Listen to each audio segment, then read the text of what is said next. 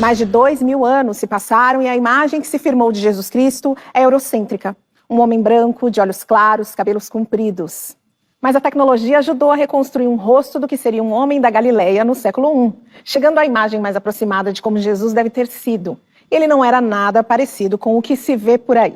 Frei Davi, a gente viu ali que em cada região que Jesus Cristo é representado, ele acaba assumindo algumas características do povo que ali o representa. Mas esse Jesus Cristo loiro, dos olhos azuis, que foi colocado pra gente, que foi imposto pra gente, talvez seja para construir uma narrativa de superioridade branca e europeia?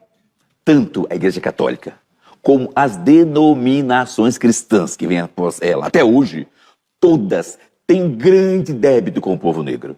O povo negro é humilhado nas religiões. É inaceitável no Brasil que nós, afro-brasileiros, somos 56,2% do povo brasileiro e não temos 5% de bispos negros. Ou seja, essa perpetuação a partir da manipulação da figura do nosso mestre Jesus Cristo, que era moreno, da cor daquele povo palestino, e é trazido nessa agressão até a pessoa de Jesus.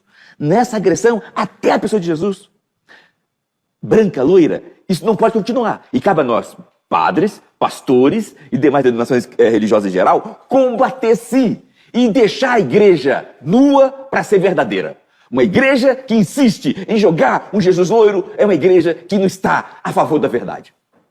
Pastor Rodrigo, você, além de ser pastor, também é arqueólogo, um cientista. De que maneira que a gente pode olhar para essa nova representação desse Jesus negro através dos olhos da ciência? Interessante. Em parte, eu concordo e bato palmas com o que foi dito no vídeo, com o que o Frei falou. Outra parte, eu tenho uma visão ligeiramente diferente. Mas eu quero colocar bem claro que eu sou negro, estou no meu lugar de fala, já sofri racismo, não aceito a ideia de que o Brasil não tem racismo, eu já sofri, mas eu tenho um medo, estou falando bem em primeira pessoa do singular, de que o meu trauma direcione a minha luta pelo racismo. Eu tenho que tomar muito esse cuidado. Porque se eu usar o meu trauma para dar o assento à minha luta contra o racismo, eu não estarei provocando uma mudança social, eu estarei provocando uma vingança. Agora, o que eu discordei ali? Que o Jesus loiro só partiu a partir do renascentismo para cá, Petrarca. Não, nós temos quadros, e eu não estou aqui para defender a Igreja Católica, eu nem sou católico, mas nós temos quadros católicos do V século, do VI século. Muito anteriores, que já apareceu um Jesus branco. A construção do Jesus eurocêntrico não foi para desacatar os africanos, foi contra os judeus. Exatamente. Porque ser cristão era não ser judeu. Então eles queriam tornar um Jesus eurocêntrico não para que ele não fosse negro, para que ele não fosse judeu. A questão dos negros veio a posteriori. Eu tenho uma visão um pouco diferente. Veio a posteriori. E só mais um detalhe aqui, padre. Repito, eu não estou negando o racismo, senão eu vou negar minha própria luta de vida. Mas também não podemos atribuir tudo a racismo. E eu só tenho um receio daquela fala que foi dita ali, que falaram assim, não, Jesus era negro. Não, Jesus não era negro. Jesus era judeu, e o judeu não é negro. É uma outra tez de pele. Agora eu estou aqui com o Frei Davi e com o Babalorixá Sidney de Xangô. A escravidão é assumida pela Igreja Católica como uma mancha na história do cristianismo. E a conversão forçada dos africanos à religião acabou gerando um sincretismo entre as crenças dos dois povos. A Igreja de Nossa Senhora do Rosário dos Homens Pretos da Penha de França é um dos lugares onde a prática do catolicismo negro ainda resiste. Frei Davi, é inegável a beleza dessas irmandades afrodiaspóricas, e eu fiquei aqui refletindo, será que a gente pode dizer que elas só existem porque o negro, na verdade, foi obrigado a professar a fé católica? Eu entendo que ela só existe hoje porque o negro foi resistente e foi atrevido, positivamente atrevido. Eu mesmo, Frei Davi, já fui expulso de 5 dioceses por trabalhar o tema do negro dentro da igreja. E acho que a Igreja Católica não tem o direito de oprimir o povo negro como continua oprimindo. Você vê que praticamente reduziu em 90% as celebrações afro dentro da Igreja Católica. Nos anos 90, eu e mais 4 padres negros saímos para fazer mestrado e doutorado e criar uma liturgia católica afro-brasileira reconhecida por Roma. O setor conservador, liderado por Dom Eugênio Salles, passou a foice de todos nós.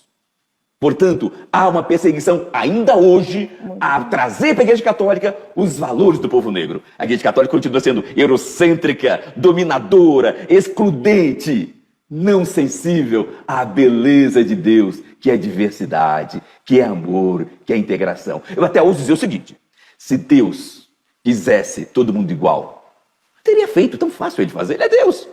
Quando Deus faz cada um de nós diferente, belamente diferentes, é porque Deus tem um projeto para nós, uma proposta para nós. Ora, quando hoje a Igreja Católica insiste em querer todo mundo europeizado, A Igreja Católica tem duas opções. Ou ela entende que Deus, quando criou a diversidade, estava bêbado, ou que Deus está brincando com algo sério.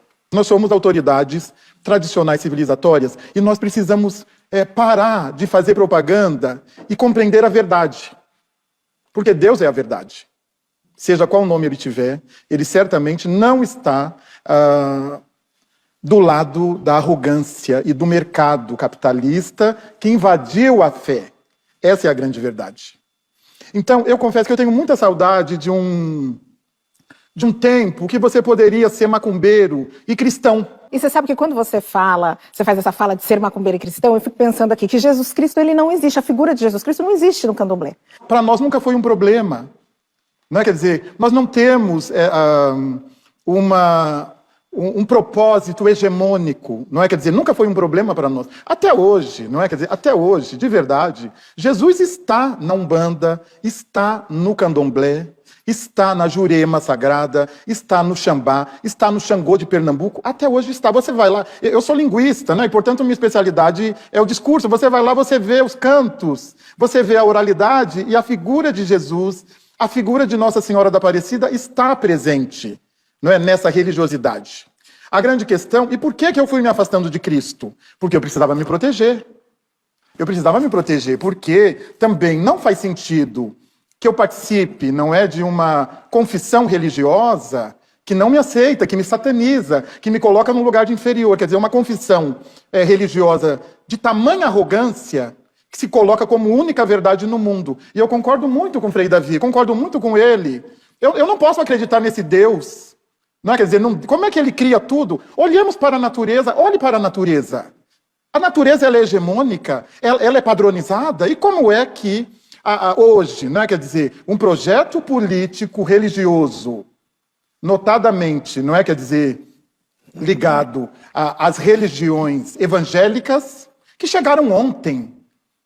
A nossa espiritualidade africana tem 6.000 anos antes da invenção da religião. Estação Livre de volta falando de fé, religião e tolerância com o Babalorixá Sidney de Xangô e novamente com o pastor Rodrigo Silva.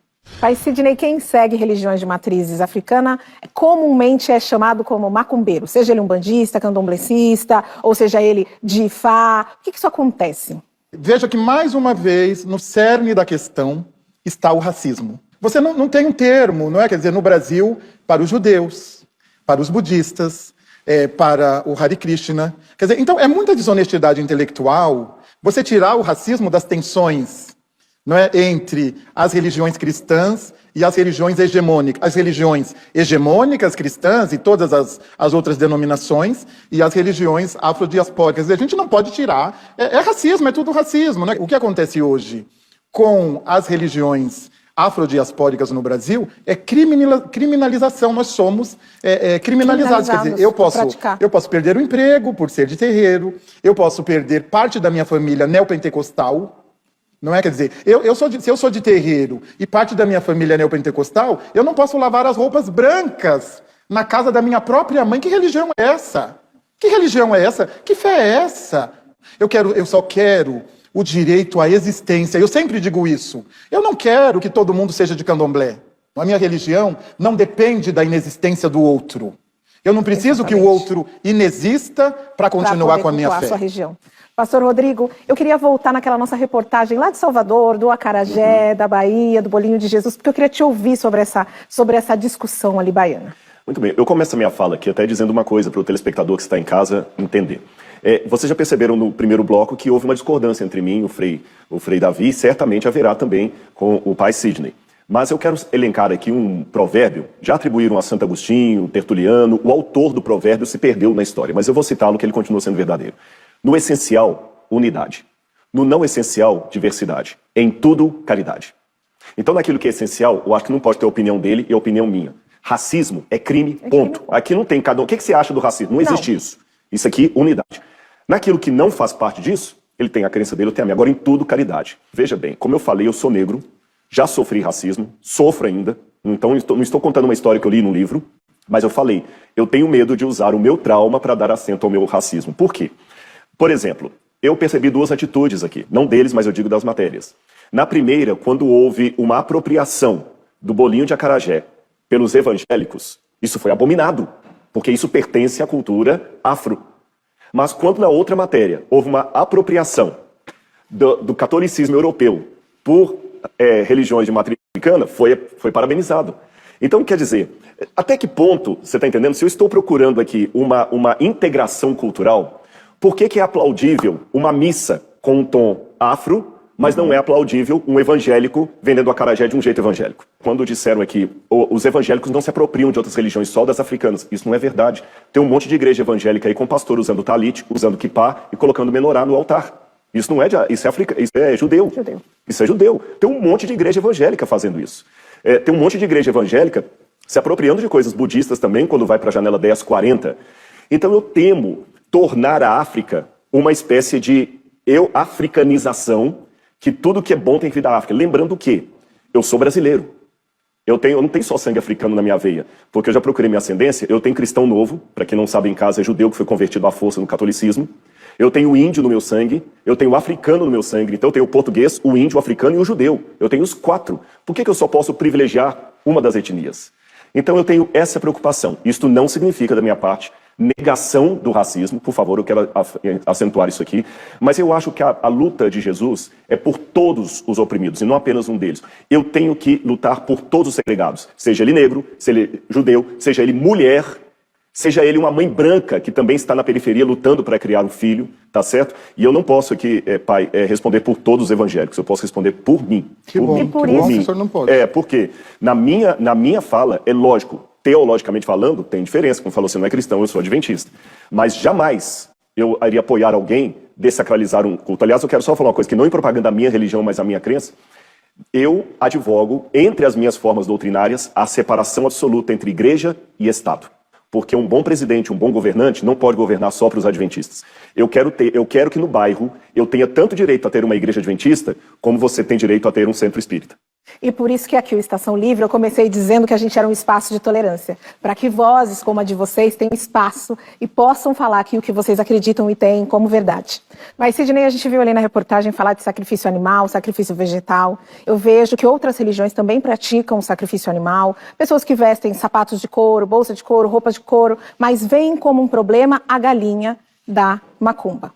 Essa intolerância, isso mostra a intolerância, o seu ver. Essa intolerância nos últimos tempos, ela vem crescendo, ela vem diminuindo? Olha, pelas mãos, não é, de deputados e vereadores do Rio Grande do Sul, nós fomos parar no STF, no Supremo Tribunal Federal. Quer dizer, a morte da galinha, né, como diz o doutor Edio, vale mais que a morte do corpo preto.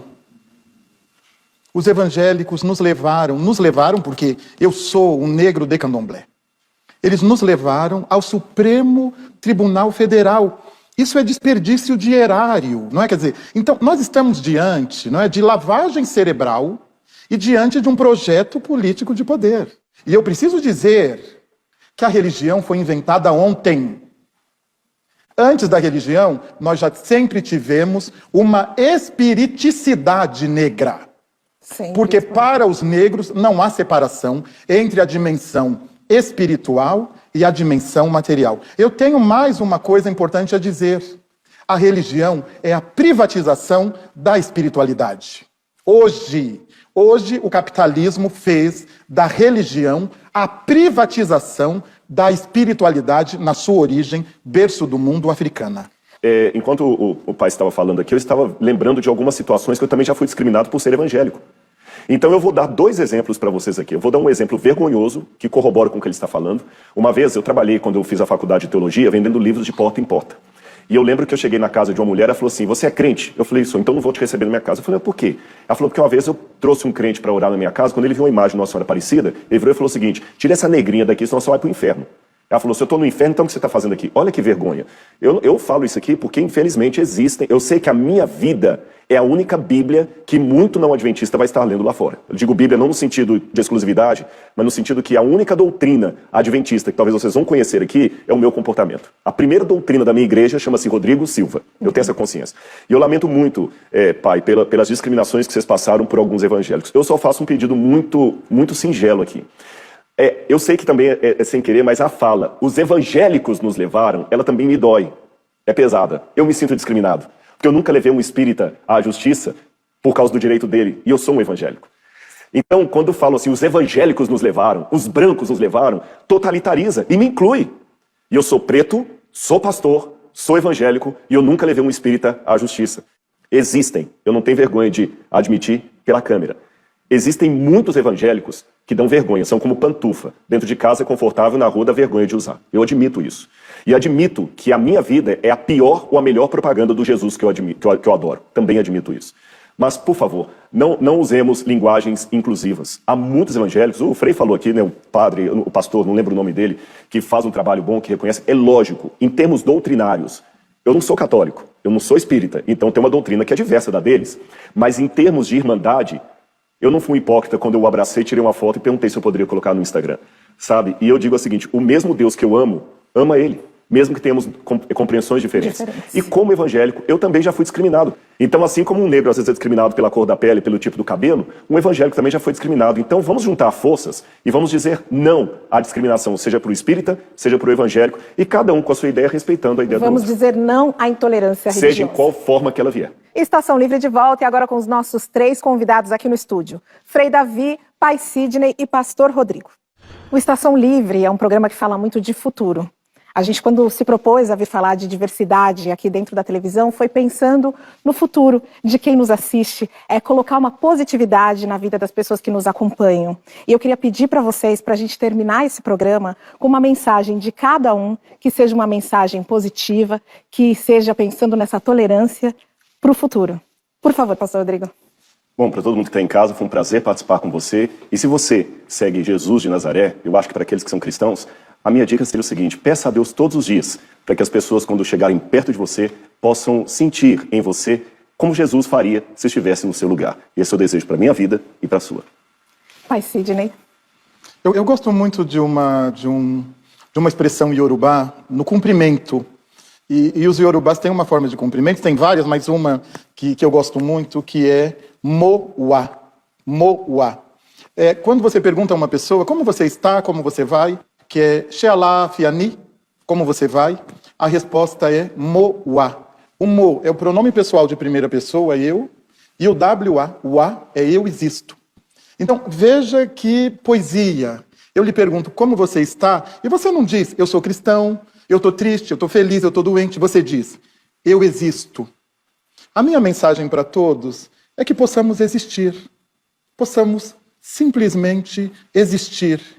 E que as pessoas, respeitem a existência diversa, a existência de cada um e cada uma. Que nós possamos existir com todas as nossas diferenças. Moa, eu existo. Frei Davi. Eu faço um apelo a todas as expressões religiosas, não importa católica, expressões evangélicas, expressões afro-brasileiras, de origem matriz africanas, não importa de origem oriental, todas se perguntem o quanto vocês estão usando a instituição para abafar e massacrar a intuição. Por favor, amem a intuição. Ela não pode ser abafada por sua instituição. Quando um grupo massacra um candomblé, é a instituição que está massacrando a intuição. Por favor, abrace a intuição. E, instituição, converta-se à grande energia do cosmos, nosso querido Senhor, de tudo e de todos. Amém, axé, aleluia. Eu quero muito agradecer a vocês 3 por essa discussão tão respeitosa e esclarecedora.